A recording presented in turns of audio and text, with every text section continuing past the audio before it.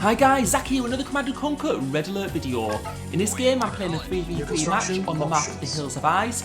I'm playing in the bottom right position and I'm playing as the Allies. For those of you who don't play this map is quite an unusual map. It's got quite a following actually. You can always see games on this map and it's because it's very unusual. It's got in the centre a lot of civilians controlled by the AI. And these civilians are very hard to kill and they can do a lot of damage to units and buildings. Some of them have Tesla, some of them have nukes, some of them have grenades, some of them just fire rifles. So there's lots of different types of civilians in the middle. And what happens is at intervals, some of the civilians will come and attack people's bases, so that some of them will go to the bottom of the map and some of them will go to the top of the map.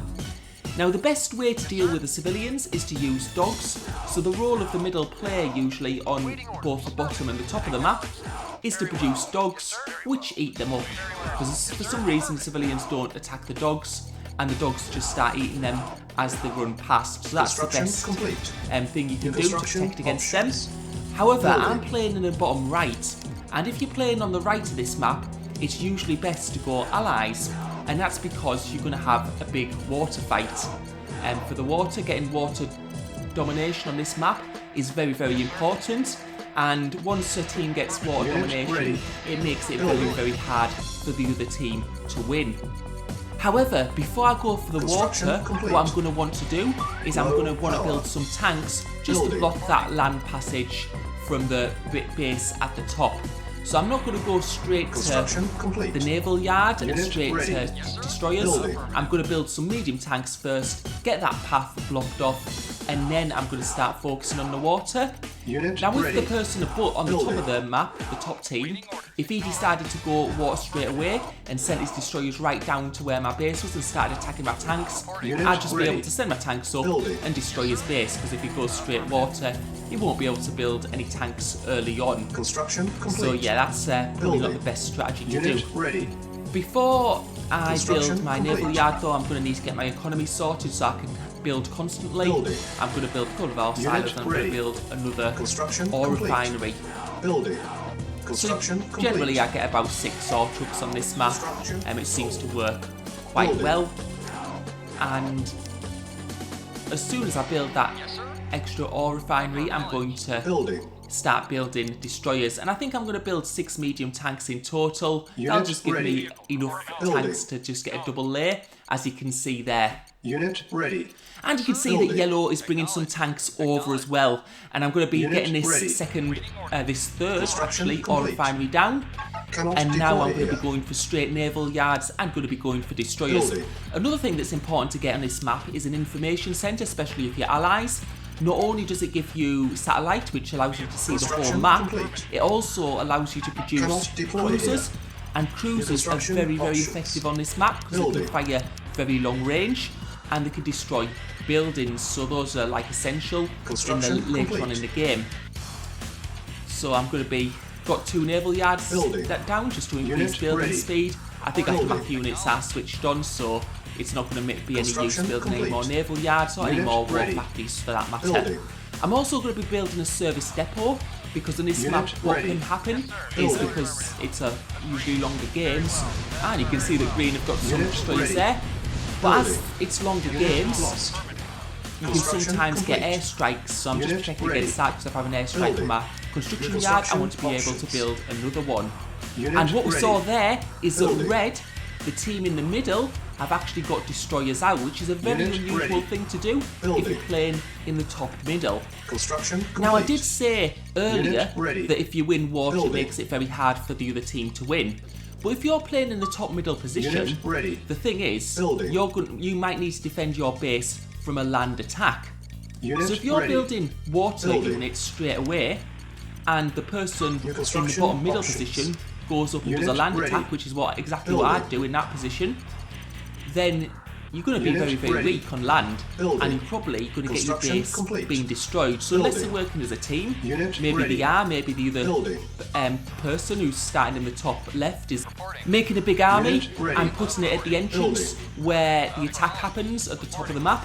We'll see, but at the moment I'm going to be fighting in the water, so this might be quite a hard fight because I'm fighting 2 teams instead of 1. So this is kind of unusual, and it's probably best for my teammates to go on the offensive on the land rather than try and join in on the water. As you can see, what I'm doing at the moment is I'm just moving my destroyers around while I'm attacking, and you can see I don't think Red's paying attention, so he's losing quite bad casualties here, and I'm looking to be doing quite well at the moment, so it looks like I'm going to survive, and we've both got 3 left, and I'm just trying to destroy it.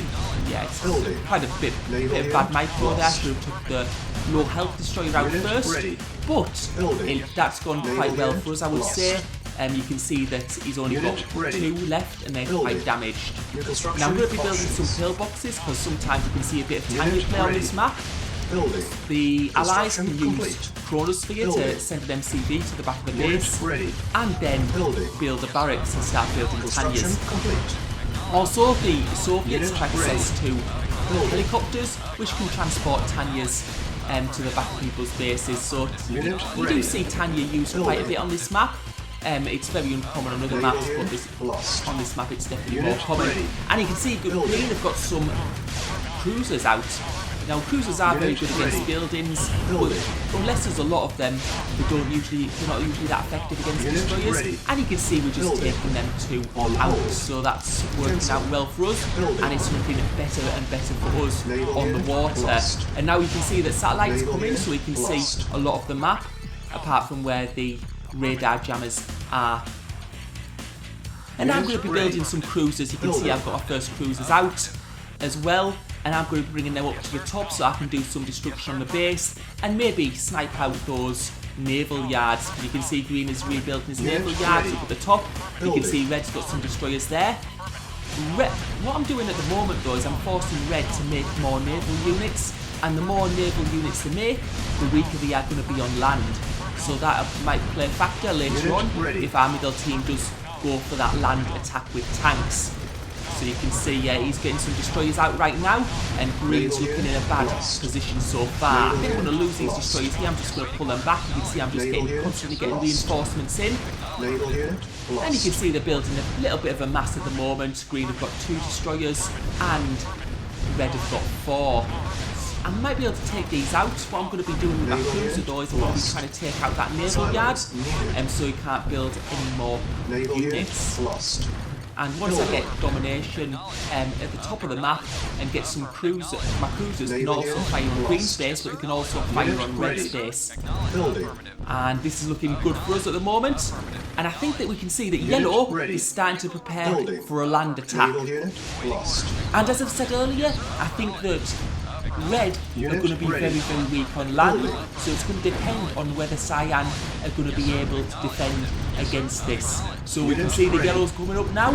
I know that Pink were fighting with Cyan earlier because I saw on my radar there was a little bit of fighting there, and you can see the Yellow tanks are now coming up. And as I said before, I think it's going to be quite easy for Yellow to get through the base.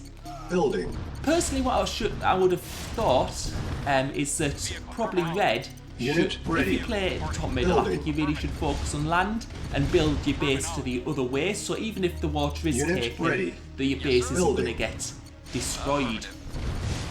Because even if they'd managed to take water, let's say I was playing against someone of even ability and then Red helped and they managed to win the water, then I would think that, but then they'd have nothing to defend on land, so they'd get destroyed anyway.